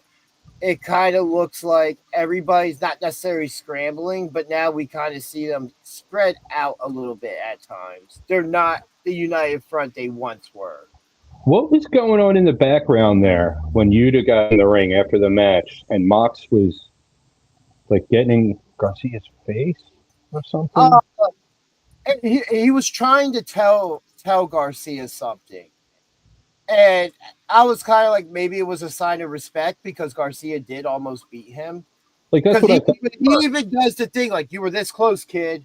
Yeah. You almost had me. I thought that's what I don't know. It was just weird.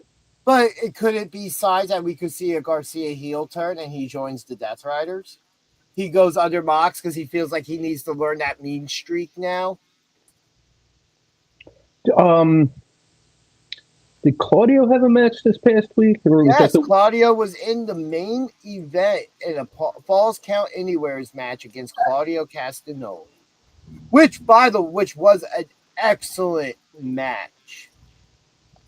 I fast forwarded because I got home a little bit after the show started. I fast forwarded through a lot of the show, honestly. There was just a lot of stuff I wasn't interested in. I thought the Mercedes Moné's whole thing was stupid. Yeah. like it really is. Like, cool, you know. You're acknowledging what Ultimo Dragon did in the 90s, holding 10 separate championships. But my problem is they're counting the Owen Hart belt as an active championship, and it's not. And I think there's another championship there that's just technically part of one whole championship. We actually got Hooks on TV return. Because after the whole Wheeler Yuta thing, they go to commercial, come back with Yuta still in the ring, talking trash. Like, I'm glad Hook's back. I just hope that at some point he puts on more muscle. Because he's somebody I think that if he went to WWE, he would learn so much more. And because he has a presence to him, and his presentation is much different. I love the idea that he goes and he's kind of like a UFC fighter almost, or a boxer. He just stands in the corner but has his back turned to him. Just the idea that shows no fear. Yeah. I will turn my back to you, and I do not fear for myself.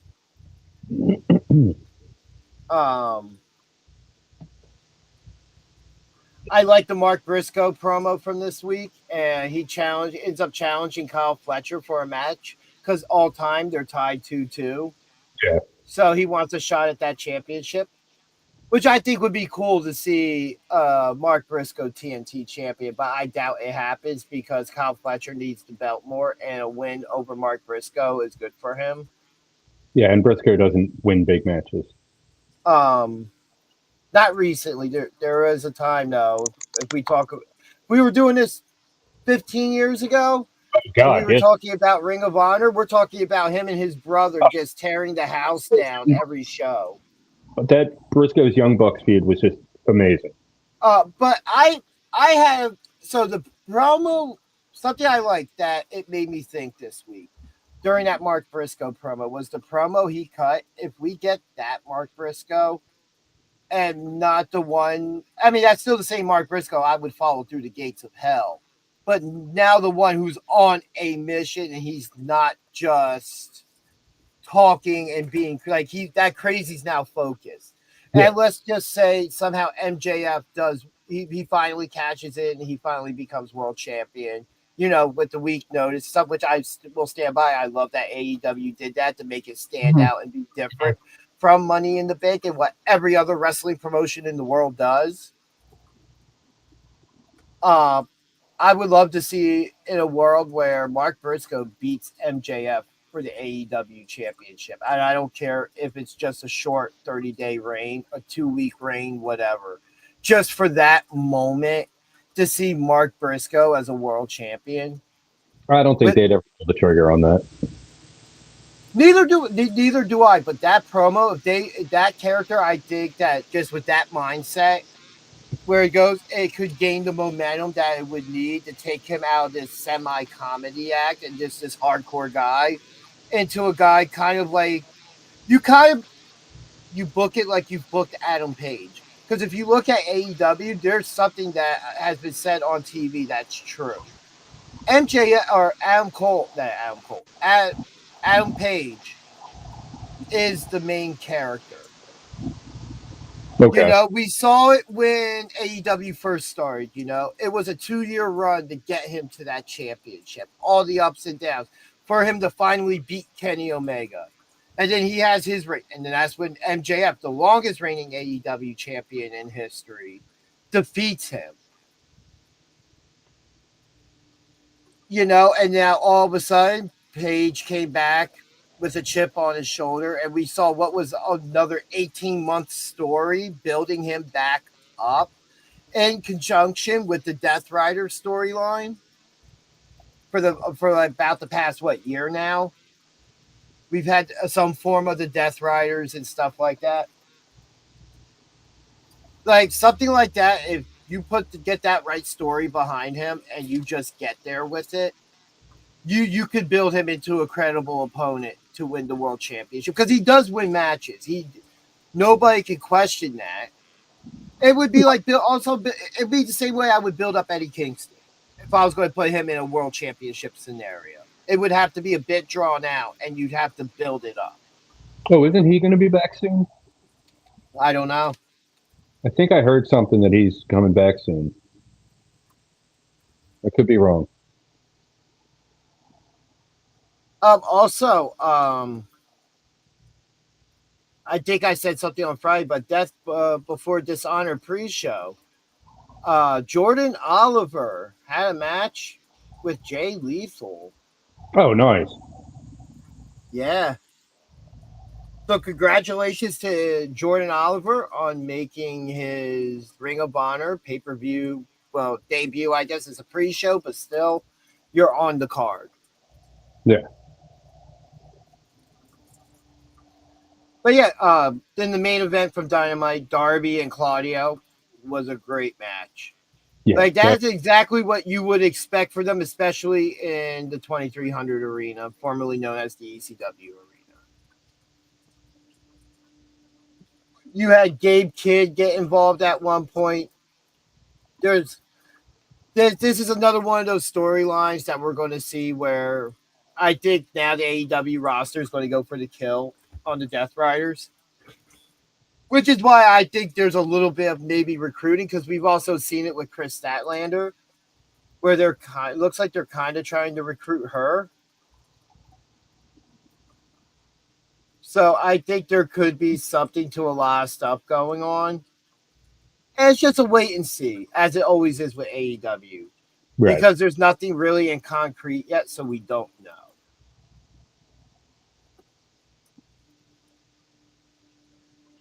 Let's see. What else do we have from this week? I really like the Aleister Black video package this week. Yeah. Well, you know what?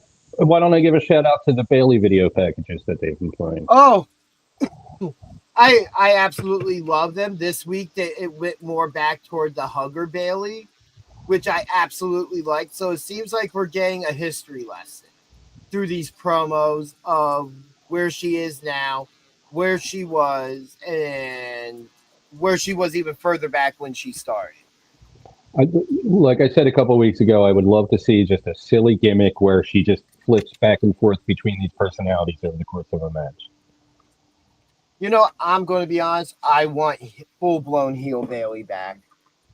That's Yeah. what I don't want this even current theme song. I want her to go back to her last theme song. So I thought that theme song was better than the current one that they debuted at WrestleMania. I Like correct. I'm Go on. I was just going to say I'm not a fan of this specific theme song for her. Yeah, agreed. I randomly cracked myself up earlier. I was thinking about how Santino would pronounce certain wrestlers' names, and Bailey, I think he would say Bayleaf. Bayleaf. Oh, I love it. About I that. love it. I mean, just real quick, let's give a shout out to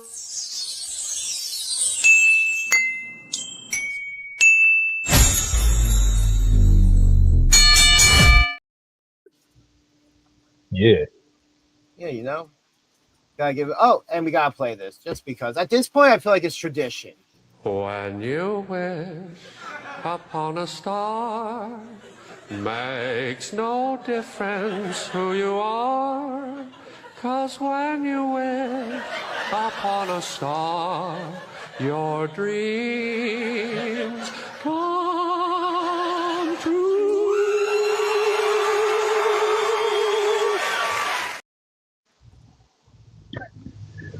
Tommy's like gonna be fine and like healed for a year, and we'll still be playing that. Just because. A year from now, we'll also be seeing this for some reason. Oh yeah. Bad AI. I like the whole Drew McIntyre and Randy Orton thing this week. Yeah. I thought that was good. It's a good temporary thing at the moment since Cody Rhodes is home with his wife, daughter, and also newborn daughter. So congratulations again to the Rhodes family for the addition to that bloodline. Speaking of which, congratulations to the Briscoe family for adding a baby to their family this week. Mark Briscoe, that is. Are you sure it wasn't Jerry Briscoe? I don't think so. No. Maybe it was Oh, Briscoe. hold on. I gotta think. Is he even still alive? Otherwise, that joke was in bad taste, and I might have just got us canceled. Wes Briscoe would have been more appropriate.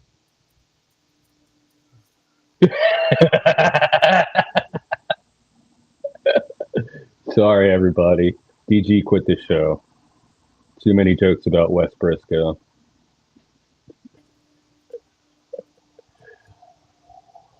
But yeah, let's see. Oh, I love that after everything happened with Orton and McIntyre in the ring, and you get everybody out there as usual, Randy Orton antics, and now they're in the back talking, and Orton just gives Nick Aldis a shooter bottle of Fireball.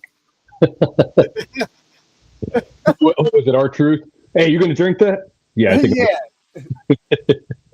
absolutely great.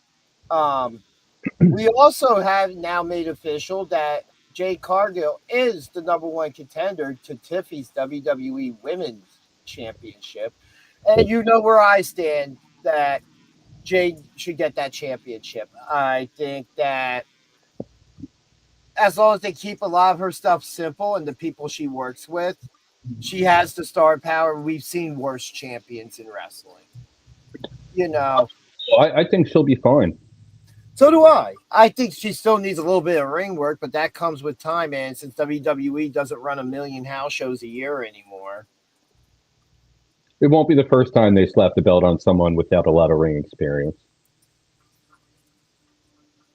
yeah. And other things just last week that happened that we didn't really get much time to cover. Ash by Elegance from TNA brings home the TNA Knockouts Championship at Heatwave last week. We also have the Speed Championships now coming to NXT, which we have the first match in that tournament. Which, if you're not familiar with how the Speed Championships work, there is a tournament held. The winner of that tournament gets the match with the champion. So it's not a title that is consistently defended, but everybody earns that championship match. And if you're unfamiliar, I do believe it's a 3-minute match, and I believe championship matches are 5-minute time limits. So these are a lot of fast-paced Lots of quick back and forth type action. And I do believe I have it noted. Yes, that this week is on NXT, it will be as one woman from each brand for Sol Ruka, who will be challenging to face Sol Ruka for the Women's Speed Championship. And this week it's Candice LeRae representing SmackDown and Xia Brookside from TNA. I'm actually looking forward to that match. Yeah. I don't really know I would think that Candice LeRae would win, but it would probably. But I could see Xia Brookside winning it as well. I could see any of them win, honestly. Yeah. That's one where, unlike anything on the main roster, you look at it and you're like, I have no idea what's going to happen. Yeah, and we've started seeing more dissension within Fatal Influence on NXT, so that group's looking very close to fully going up in smoke soon. Good, because a couple of them need a call up. And the match that Josh Briggs and Ricky Saints had this week. Was that this week that they had that match? No, next week. They're booked for a match next week. That they're going to have a number one contenders match. That's going to be good. I'm actually looking forward to that. Yeah. Yeah, I definitely think Saints walks away with the win in that one. But, especially, because they're building to it, but it's going to be a good match. It is now time for our match of the week. And you know what? I guess since we talked about Clash in Paris, since, it ran into our TV time, or our YouTube time. Come on, WWE, get it together. Don't be running into our time. I guess I'll allow it to be included this week. So, what is your match of the week? I'm going to go with Darby Cesaro. That's a good, solid pick. Yeah, Falls Count Anywhere, great match.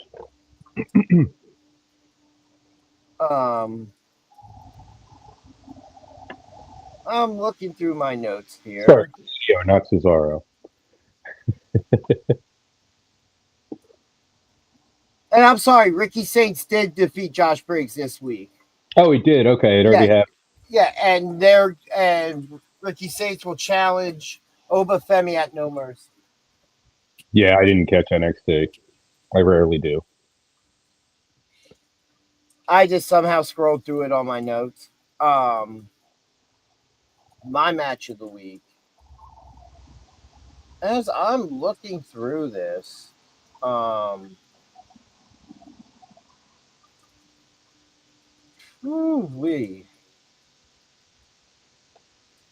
not really sure. Good matches this week. Like, not just today, but like... You know what? I'm going to go with Ricky Saints and Josh Briggs. That's my match of the week from NXT. No, because now that I read it, I'm like, oh, right, yeah. Because that really stood out to me. I think Josh Briggs could have a legit future, and he's going to get an opportunity eventually that he deserves, and he's going to be able to get the ball and run with it. His problem right now is everyone around him is a little bit better. So I feel like he's got to wait until there's some call-ups, and then he can, like... Yeah, it seems like that's what they're priming him for. Yeah. Or whether he gets a call-up and goes into a mid-card scene instantly. I would be fine. Yeah, you're building him up just to legitify him at this point, because he's had some tough matches the last couple of weeks. You give him the right gimmick, and he's a TV mainstay. All right, Danger Ginger will be right back. There we go. I'm here still. I'm listening. I wasn't sure if you were muting for a while or not. I forget what I was saying anyway. Yeah, a lot of good matches this week, though. Yeah, it was a lot of good wrestling. We got a lot of good wrestling coming up this upcoming week. NXT has an 8-man tag with Hank and Tank, Obafemi, and Ricky Saints taking on Dark State. And Dark State made their intentions known. They're also coming for that NXT championship. I don't see anyone in Dark State beating. I think it's somebody else. I still think there's a fifth guy. There's a fifth guy. And I think that I think there's plans to reveal somebody, and it's just a matter of time. Karrion Kross. Yeah, GCW got him. Well, he's not signed or anything.